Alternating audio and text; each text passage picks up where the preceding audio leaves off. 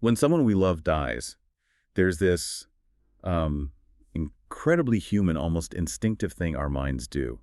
We reach for images. Maybe it's that graduation snapshot or, a candid vacation selfie, or even the tender scan of a baby's tiny feet. These aren't just pictures, are they?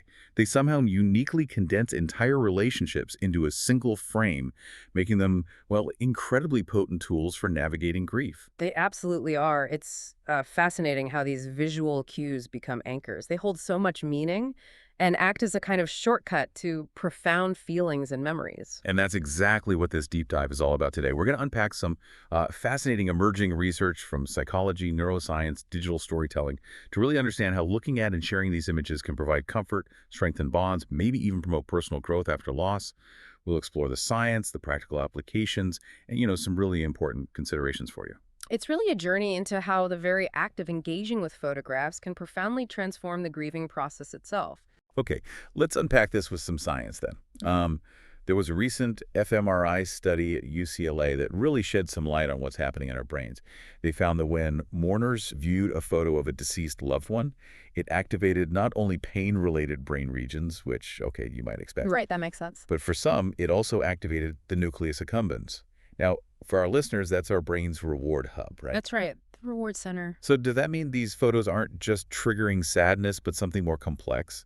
Maybe even a form of comfort, or like you hinted, an almost addictive intensity and complicated grief. How does that dynamic work? Well, that activation of the nucleus accumbens is indeed key. It's why these images can create this almost magnetic pull. They can offer profound comfort, but it also helps explain why, for some, grief can feel almost addictive in its intensity.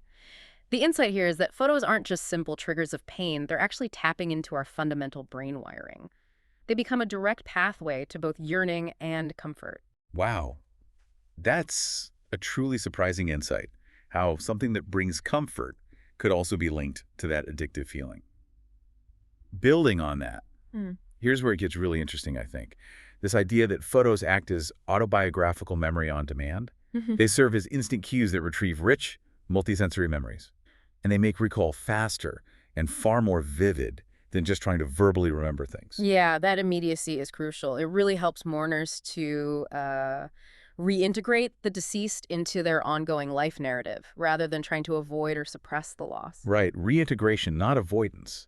That really shifts how we think about grief, doesn't it? It does. It's not about moving on from them, but moving on with their memory. That's a powerful distinction. Precisely. So, okay, if photos are activating our brain's reward centers and instantly recalling vivid memories, it makes total sense that they'd be incredibly powerful tools for shaping our story after loss. Yeah. And that leads us right into how photos can function as a kind of narrative medicine.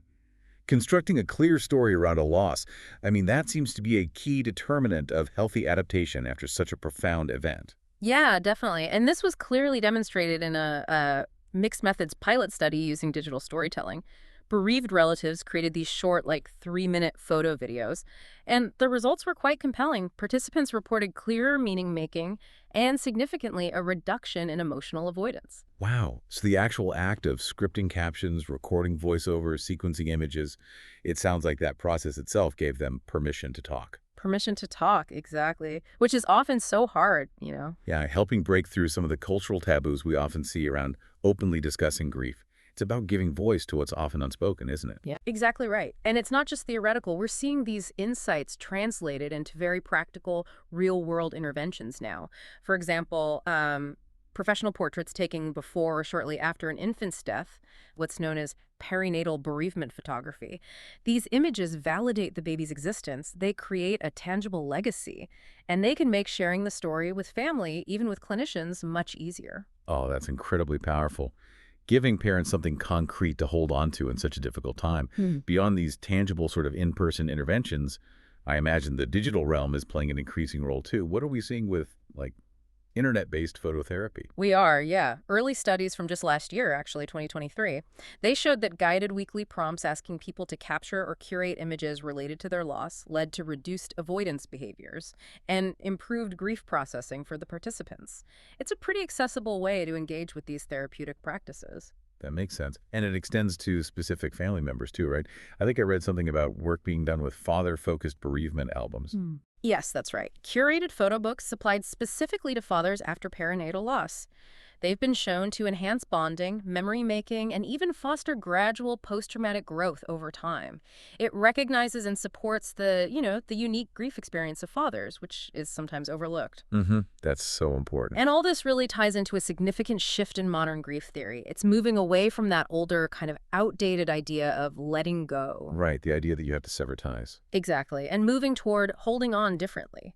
Therapists are now actively encouraging rituals that keep the relationship alive, and these rituals are, more often than not, anchored by photos. So it's about reframing the connection, not severing it. That feels much more human somehow.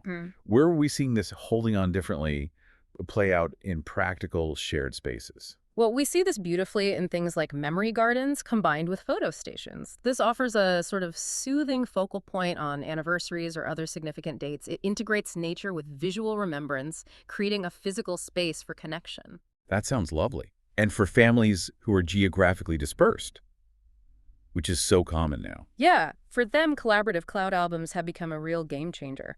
Things like shared drives allow relatives from anywhere to contribute pictures and stories. It widens the collective memory, and it helps normalize conversations about the deceased. It creates a digital space where everyone can grieve and remember together, no matter the distance. That's great. But this digital aspect also raises an important question about digital legacies and AI tools.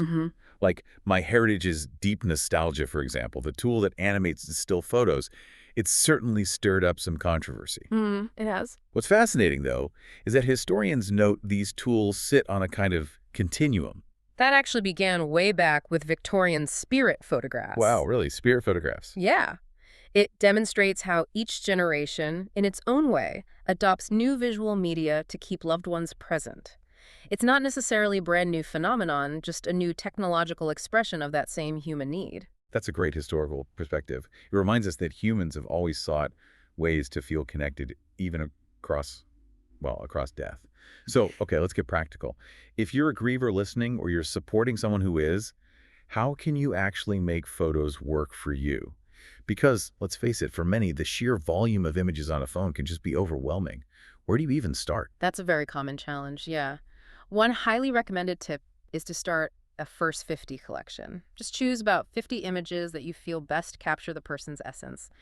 It's a manageable number, it prevents that feeling of being overwhelmed, and it can become the seed for future projects like albums or videos. Okay, first 50. That's a fantastic, concrete starting point.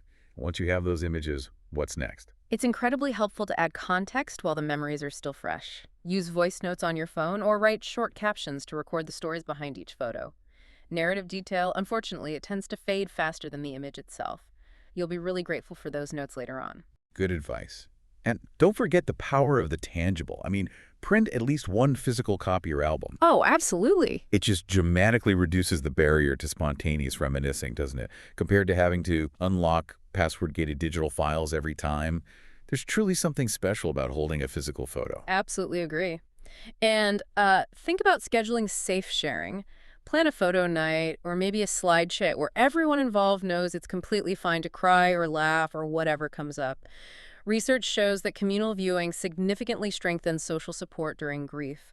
It helps normalize the process when others share in it. Right, making it a shared experience.